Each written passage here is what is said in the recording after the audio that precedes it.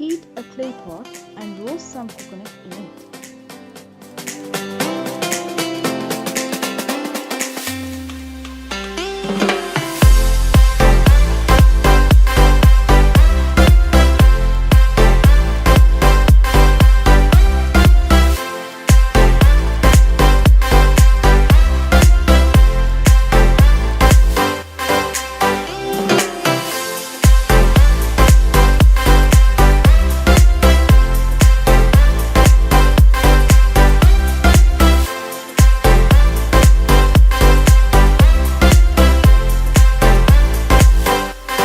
Mix the onions and garlic with oil and temper.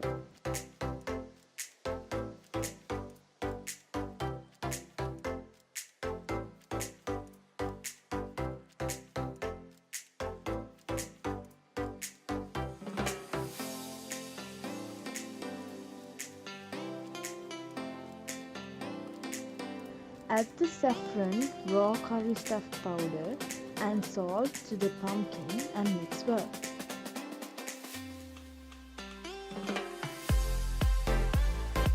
After that, add in the pumpkin to the tempered onions with a little lukewarm water.